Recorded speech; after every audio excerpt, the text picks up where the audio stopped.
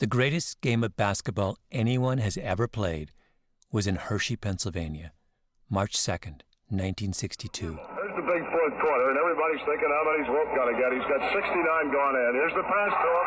He's got another one. Eddie Conlon, Cold, rainy night.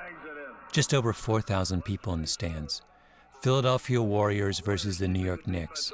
When the Sherry or Arizon have the good shot, they're taking it, but mostly they're setting up the big man. The star of the Warriors was a man named Wilt Chamberlain. No doubt you've heard of him. 7'1", 275 pounds. For sheer physical presence, there has probably never been anyone like Wilt. There are lots of 7-footers who play basketball who are basically on the court purely because they're 7 feet tall. They're clumsy and ungainly. Chamberlain was not like that. He was as big as an oak tree and as graceful as a ballet dancer. That season, 1961 to 1962, he ended up averaging more than 50 points a game. That record will never be broken. So, March 2nd, Wilt was hungover. He'd been out all night with a woman he picked up at a bar. That's classic Wilt, too. He would later claim to have slept with 20,000 women in his life. And when he said that, lots of people did the math and said there was no way that was possible, given the fact that there were only 24 hours in a day, and Wilt only lived to the age of 63. But even the skeptics were like, well, maybe it's 10,000 or 8,000. It was an argument over whether it was an unbelievably high number or merely an incredibly high number.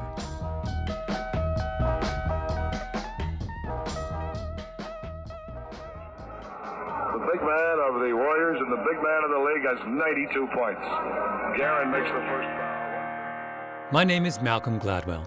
You're listening to Revisionist History, where every week we re-examine the forgotten and the misunderstood.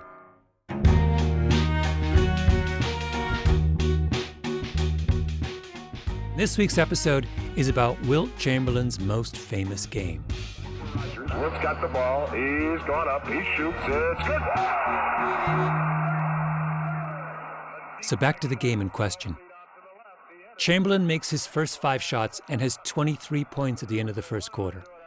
At halftime, he has 41 points. No one's thinking history just yet. But then by the end of the third quarter, he has 69 points, and he keeps going and going and going. He shoots up. No good. In and out. The rebound, Luckenbill. Back to Rucklick. Into Chamberlain. He made it. He made it. A different dunk. He made it. The fans are all over. 100 points. The most anyone has ever scored in a professional basketball game. And here's the most incredible thing about it. He shot brilliantly from the foul line. 28. He made 28 out of 30 or 32, yeah. Out of 32. That's Rick Barry speaking. He was a contemporary of Chamberlain's, also a Hall of Famer, an absolutely unstoppable scorer. I met him at his condo in South Carolina, where he lives part of the year so he can follow his son Canyon, who plays basketball for the College of Charleston. Barry is 72, 6'8" tall, barrel chest, legs that look like he had special extensions put on them, and that thing that great athletes have and never seem to lose, which is that they kind of glide across the floor, like they have wheels on. A big part of this episode is about Barry, but other people too, because although this sounds like it's going to be a show about basketball, the truth is it's not. It's a show about good ideas and why they have such difficulty spreading. But for the moment, back to Wilt Chamberlain. Chamberlain makes it. He's made 28 out of his 32 shots from the free throw line, 87.5%. The reason that's incredible is that when Chamberlain came into the NBA, he was a horrendous free throw shooter, the worst.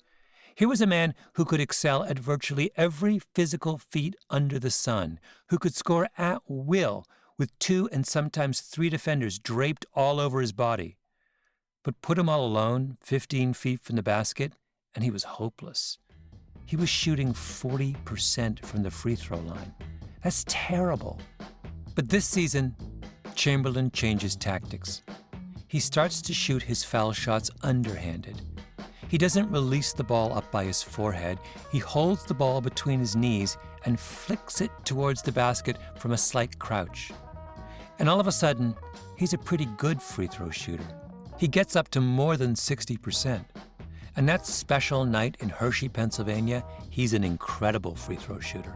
Chamberlain on the line. Foul shot up in the air. He has 84. He makes 28 free throws, the most anyone has ever made in NBA history. What Rick Barry will tell you is that shooting underhanded is simply a better way to make foul shots. And he knows that because he was one of the greatest foul shooters of all time, maybe the greatest. I missed 10 in one season and 9 in another, in the whole season. To put that in perspective, LeBron James, the greatest player of the current basketball generation, typically misses about 150 free throws a season. Rick Barry would miss 9 or 10. I think I shot 93.5 or something and 94.7, something like that. And Rick Barry only shot underhanded. From a physics standpoint, it's a much better way to shoot. Less things that can go wrong, less things that you have to worry about repeating properly in order for it to be successful. But the other thing is that who walks around like this? Yeah, with their hands in the air. This is not a natural position. Yeah. When I shoot underhanded free throws, where are my arms? Yeah. Hanging straight down the way they are normally. And so I'm totally and completely relaxed. It's not in a situation where I have to worry about my muscles getting tense or tight. And then the shot itself, it's a much softer shot. So many of my shots, even if they're a little off, they hit so nice and soft and they'll still fall in the basket. Bounce. Much softer touch. Yeah. And so you have a little bit more margin for error. Some of those shots that are a little bit offline have a much better opportunity of going into the basket than when you shoot overhand. So Wilt Chamberlain switches to a better shooting technique. It pays off in the greatest basketball game ever played. He's playing the way that Rick Barry proved basketball players ought to play. Then something incredible happens. Wilt Chamberlain stops shooting underhanded, and he goes back to being a terrible foul shooter.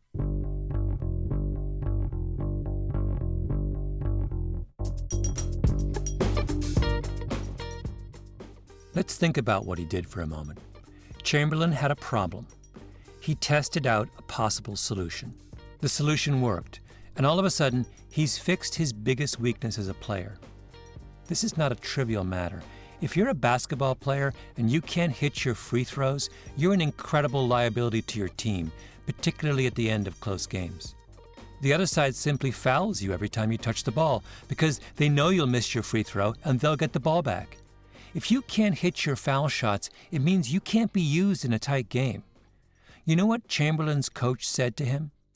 If you were a 90% shooter, we might never lose. You got to know him quite well. I got to know him, and I just joked with him. Just said your technique was terrible. Had you stuck with it, there's no telling what he would have done. The numbers he would have put up would have been insane because the only way they defended him was to foul him. Chamberlain had every incentive in the world to keep shooting free throws underhanded, and he didn't. I think we understand cases where people don't do what they ought to do because of ignorance. This is not that. This is doing something dumb, even though you are fully aware that you're doing something dumb. By the way, there have been countless players like Chamberlain, players who could have been transcendent, devastating, if only they had been open to taking foul shots a different way. Take Shaquille O'Neal, up there with Wilt Chamberlain as one of the greatest NBA centers of all time, but an absolutely horrendous free throw shooter. Barry tried to reason with him once. You actually talked to Shaquille? Oh, I tried to get Shaq to change. Shaquille O'Neal, when I tried to get him to do it, he said, forget, I'd rather shoot 0 than shoot underhanded. And I'm just fascinated by that. I don't understand it. Yeah. No, the difference is if Shaq was an 80% free throw shooter, he becomes the go-to guy on the court as opposed to go-to the bench guy. You change the dynamic of the game. No one shoots underhanded. Not even Barry's teammates followed his lead. People who saw him shoot that way every day and never miss. One guy, George Johnson, my teammate with the Warriors, I think he was like 48, 50%, something like that. And I worked with him for one season. I didn't get to stay with him. He didn't get the technique down as much as I'd like it. But I think eventually, a season or two later, I think George actually shot 80%. I can actually look it up. It'd be interesting to see what he did. I'll get George Johnson's stats here. Let me see. George Johnson's stats. I didn't get that. Okay. Stats for George Johnson, NBA. Here are George Johnson's stats from the 2015 NFL season. NFL. Wrong guy, wrong season. Let me get. But anyway, we'll look it up. It's interesting. I think. But what about on your high school team? Did anyone follow you? Oh no, nobody. No, I've only had one guy ever come to me. An NBA guy came to me. I won't tell you his name, but he came to me, asked me to work with him. I did it. I worked with him. I had him shooting really well, and he never had the nerve to go back and do it when he went Can't back. tell me his name? No, I don't want to tell his name. It's not fair to him. I don't want to say his name. It's not fair to him, like it's some kind of dark, shameful secret. College basketball is no different. Out of the thousands of college basketball players today, there are just 2 who shoot underhanded. One is a Nigerian-American who plays for Louisville called Chinanu Anuaku. The other is Canyon Barry, who plays for the College of Charleston and who, in case you missed this earlier, happens to be Rick Barry's son. In other words, there are only 2 conditions under which people will try the underhanded free throw. 1, if their family is from another continent, and 2, if they're an offspring of Rick Barry. Anyway, do you want to just quickly describe where we are and what we're doing? That's my producer, Jacob Smith. He hung out with some players on the Columbia University women's basketball team and tried to get them to shoot underhanded. Our theory was maybe this is just a dumb man's thing. Maybe women are more rational when they're on the court. So we are in Columbia's basketball gym, and we are going to compare overhand shooting to underhand shooting. Okay, here goes. That's Era Talkov, a junior on the team. She missed her first try. I feel like you could bend in the knee a little more than that. Then she makes the next 2 shots, her first 2 ever, shooting underhanded. But Jacob couldn't get any of the Columbia players interested in switching over. Here's Sarah Mead, senior point guard. Ever since we were young, we were taught to shoot it overhand. And, as kids, you kind of play around with the idea of a granny shot or underhand. But, yeah, I'm not sure we've ever taken it seriously. She calls it a granny shot, a shot used by one of the greatest players ever to play the game. Women are as bad as men. We like to think that good ideas will spread because they're good, because their advantages are obvious. But that's not true. So why don't they? Or to put it another way, what is it about Rick Barry that allowed him to shoot this way, and what is it about Wilt Chamberlain and all the others that stands in their way? Let me try out a theory on you. It's from a sociologist named Mark Granovetter. Granovetter is one of the greatest social theorists of his generation. If you're an academic groupie like I am, Granovetter is like James Dean.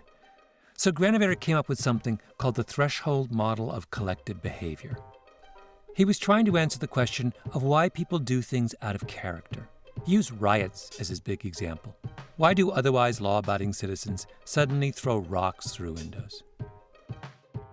Before Granovetter came along, sociologists tried to explain that kind of puzzling behavior in terms of beliefs.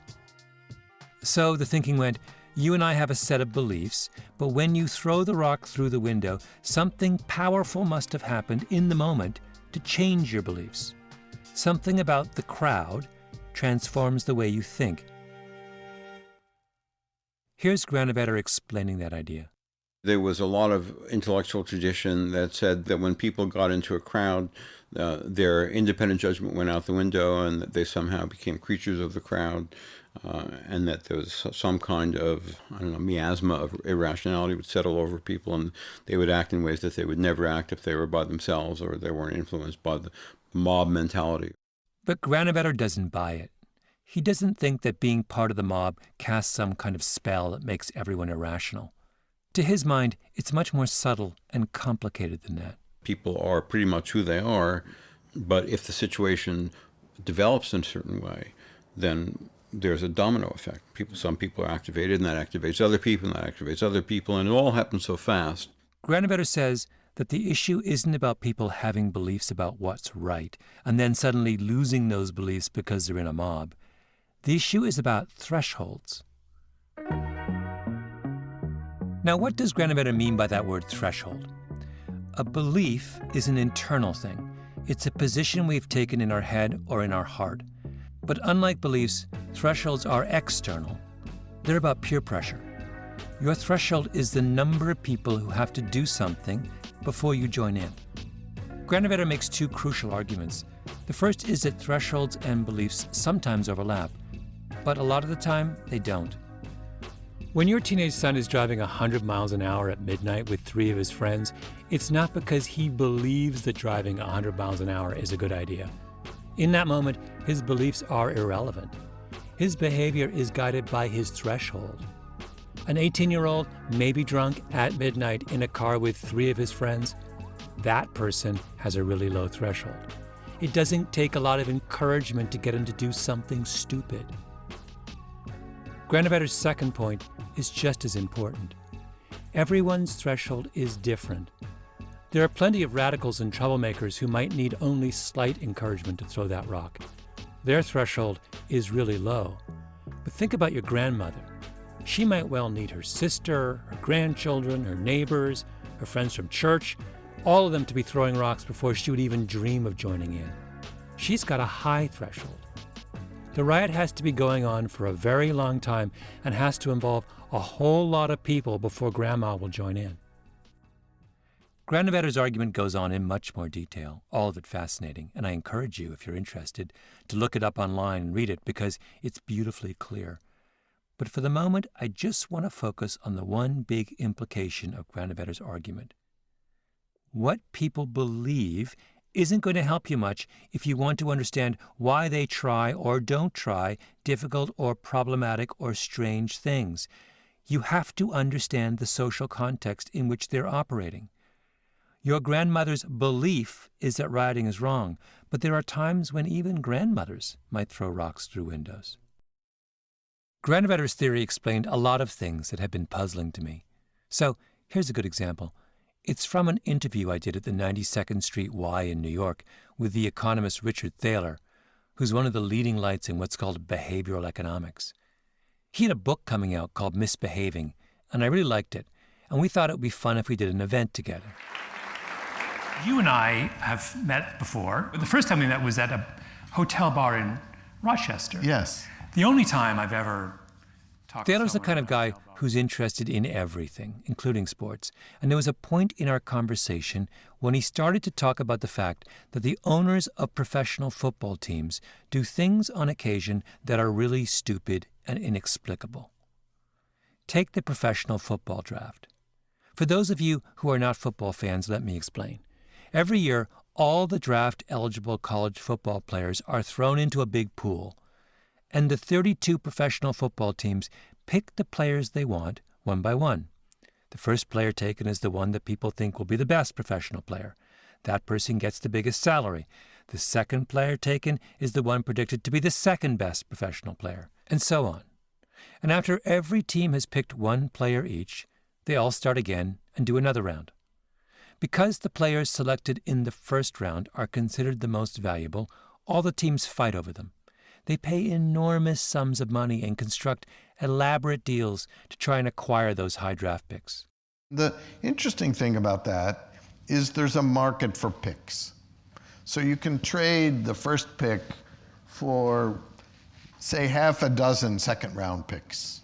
That's what the market says. Now, that implies that the first pick is 5 times more valuable than an early pick in the second round. Thaler and a colleague named Cade Massey decided to analyze this assumption. Was it really true that a first-round pick was worth half a dozen second-round picks? If you compute the surplus a player provides to his team, meaning how good his performance is minus how much you have to pay him, what we found is these second-round picks are actually more valuable than that first pick. But you could get 5 of those for that pick. It's the biggest anomaly I've ever found. The implication of Thaler and Massey's work is that teams should trade away their first-round picks. They should stockpile players in the second and third rounds who can be paid a lot less and are nearly as good. This is how you build a winning football team. So what was the reaction of NFL teams to Thaler's idea? Well, not long after he and Cade Massey did their research, they got a call from the Washington Redskins. It was early in Dan Snyder's tenure as owner, and I met him, and he said, "Oh, we want to know about this." And he introduced me. He said, "I'm going to send my people to see you." And they flew out to Chicago and met with Kate and me, and we told them what our findings were. And we basically have two pieces of advice. Trade down and lend picks this year for picks next year. With that last sentence, Thaler is referring to the second thing he and Massey discovered. Owners sometimes trade a pick in this year's draft for a pick in some future draft. They use a rule of thumb to figure out how to value the difference between a player you can use this year versus a draft pick you can't use until some future year. And Thaler and Massey discover that the rule of thumb makes no sense. It's completely irrational. It massively overvalues current picks and undervalues future picks. Like a good economist, Thaler talks about the value of that rule of thumb as an interest rate. It's like borrowing money. If you compute the real interest rate, it's 137% per year. In other words, for the privilege of having a player now as opposed to waiting a year, the owners pay a huge premium. They borrow money at 137% interest. These guys did not get to be billionaires borrowing at 137% per year, but that's the rule of thumb they use. So anyway, we taught his guys, Stan's guys, what to do, and then we watched the draft eagerly that year, and they traded up and borrowed a pick this year for one next year. So, okay. In other words, the Redskins did the exact opposite of what they should have done if they were rational. And they weren't the only ones. Thaler and Massey have consulted for 3 NFL franchises now, and no one has ever followed their advice. It gets worse. There's a very respected economist named David Romer who famously proved that football teams would win more games if they didn't punt, if they simply used all 4 downs to try and gain 10 yards, as opposed to giving the ball away to their opponents. So, since Romer published his work, are NFL teams less likely to punt on 4th down? You guessed it. No. To tell you how big this is, if you did this right, what we think you would win 1 game a year more. If you also learned to go for it more often on 4th down, another game and a half. So just being smart, you win at least 2 games a year on average. 2 extra wins in a 16-game season just by acting a little bit differently. Who wouldn't do that? But nobody would. Now, is that because they're stupid? Because they have irrational beliefs? That was my first thought when I was listening to Thaler talk about his football research. Those dumb football owners. But that can't be right. You don't get to their level by being dumb. Surely this is about thresholds. Football owners and coaches are a small group of people. They all know each other. They've all done things a certain way for a long time, and doing things that way has made them a lot of money. They have a high threshold. These are a bunch of grandmothers. The only way any of them is going to change their behavior is if some radical goes first. And there are no radical owners in the NFL. There's just Richard Thaler, a geeky, middle-aged economist from the University of Chicago with a bunch of equations that you need a PhD to understand. There's some geek at every team who's read our paper. You know, think of the Jonah Hill character in the movie Moneyball. Yeah. Right? And nobody pays attention to that guy. Apparently, there aren't a lot of radicals in basketball either. Just the Barrys, and Chinanu Onuaku, the Nigerian-American who plays for Louisville. And, as it turns out, Mark Granovetter. When I was a teenager, and this would have been mostly in summer camp because I never really played basketball outside of summer camp, but I got to be very good at underhand free throwing. Oh, really? Yeah. I could make almost every shot. I was wrong. There are 3 conditions under which someone will try this shot. 1, if you're an offspring of Rick Barry. 2, if your family is from another continent. And 3, if you're a world-famous sociologist. This, I think, gets us a little closer to the puzzle of Wilt Chamberlain. In his autobiography, he has this throwaway comment on the subject of shooting underhanded. Chamberlain wrote, "I felt silly, like a sissy, shooting underhanded. I know I was wrong. I know some of the best foul shooters in history shot that way. Even now, the best one in the NBA, Rick Barry, shoots underhanded. I just couldn't do it.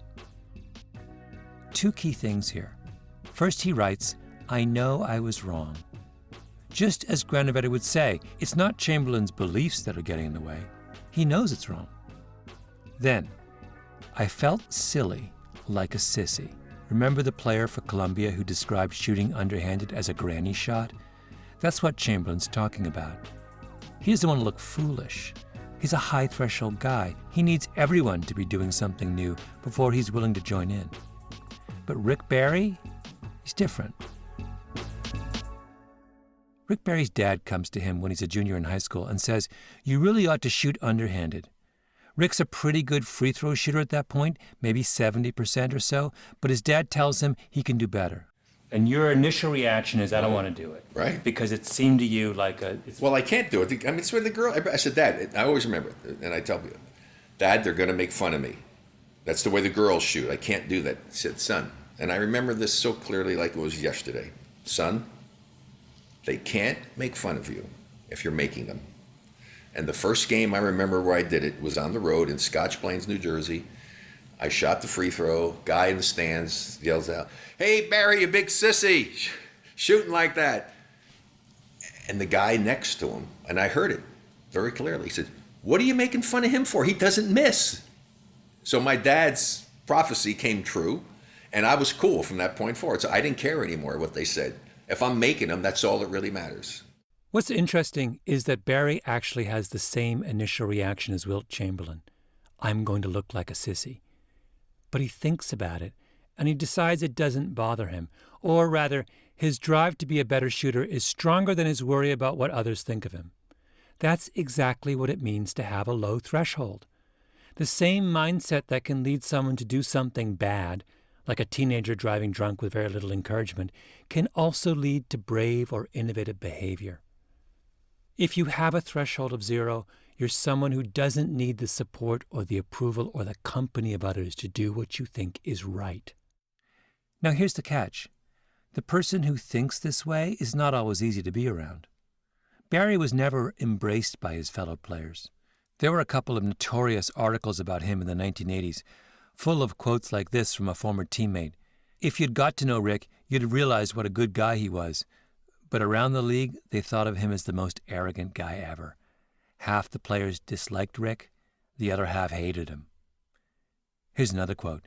He lacks diplomacy. If they sent him to the UN, he'd end up starting World War III. Yeah, well, I was about winning. I was about giving my best effort, and I had a very difficult time accepting the fact. I wouldn't accept the fact if a teammate is not going to play his hardest.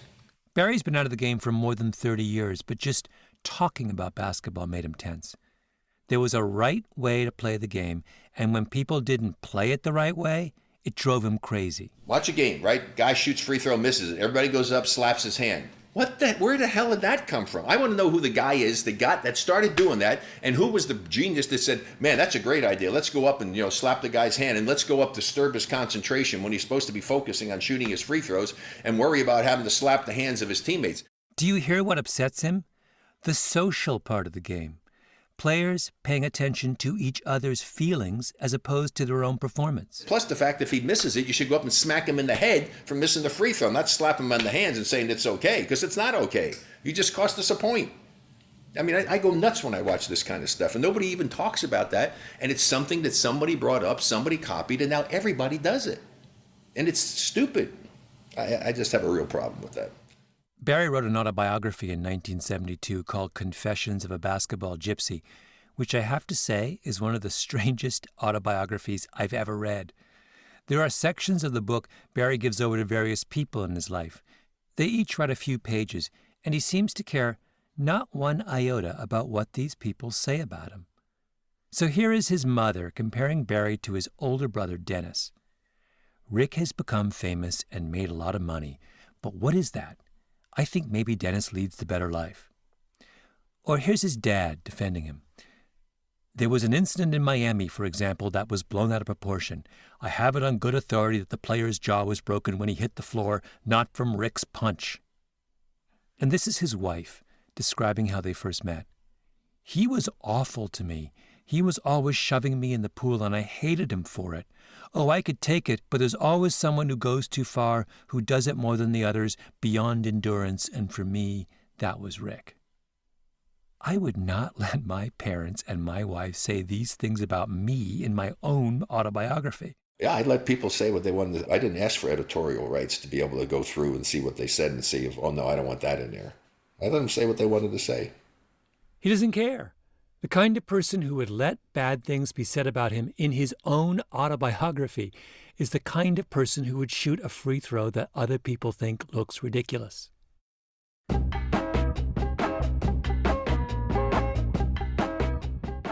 I spent an afternoon with Barry at his condo, and I'd read all that stuff about him. Half the players disliked him, the other half hated him, and I kind of braced myself before I met him. But I liked him. Or maybe it makes more sense to say that I really admired him, because I finally understood what someone like Rick Barry stands for. It's perfectionism. And what is a perfectionist? Someone who puts the responsibility of mastering the task at hand ahead of all social considerations. Who would rather be right than liked? And how can you be good at something complex? How can you reach your potential if you don't have a little bit of that inside you? I know we've really only been talking about basketball, which is just a game in the end. But the lesson here is much bigger than that. It takes courage to be good, social courage, to be honest with yourself, to do things the right way. Barry made me lunch, a perfectly delicious homemade vegetable soup with an avocado salad, simple, nutritious. When we finished, he cleaned up meticulously. He needed a ride into Charleston, so we got into my rental car. He turned off the heating, which had been on high, because the weather had warmed up. He carefully took my rental agreement and tucked it into the sun visor. And then, when there was a sudden slowing of the traffic ahead and I braked a moment too late, I saw his foot come down in the passenger footwell, as if he were braking for me, only he braked just a fraction of a second before me, because he's Rick Barry and he does things better than everyone else. And all the while he told stories from his basketball days, recalling shots and scores and things people said as if it were yesterday. I think he understands the price he's paid for being the way he is. It kept coming up. Everybody should have me as a friend. I'm a good friend. I'm a loyal friend. I'm going to be honest with you. I'm going to be there if you need me. I mean, I'm a good friend. I'm a good person. I was brought up the right way. I'm a good person. Yet a lot of people don't think I am. He's not describing an easy life, but think of what he gained. Rick Barry was the best basketball player he could possibly have been. And Wilt Chamberlain could never say that. He's got it. He's trying to get up. He shoots. No good. It's almost incomprehensible to me that someone can have that attitude to sacrifice their success over worrying about how somebody feels about you or says about you. It's sad, really.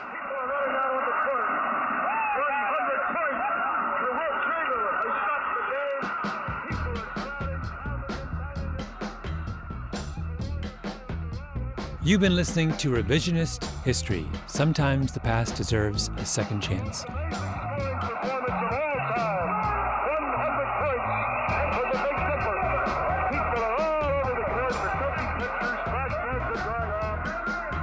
If you like what you've heard, we'd love it if you rate us on iTunes. It helps a lot. You can find more information about this and other episodes at revisionisthistory.com or on your favorite podcast app. Our show is produced by Mia Lobel, Roxanne Scott, and Jacob Smith. Our editor is Julia Barton. Music is composed by Luis Guerra and Taka Yasuzawa. Flawn Williams is our engineer. Fact-checker Michelle Soraka. Thanks to the Panoply management team, Laura Mayer, Andy Bowers, and Jacob Weisberg. I'm Malcolm Gladwell.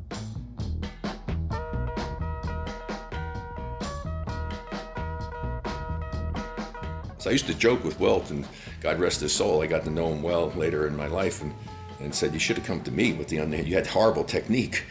I could have helped you.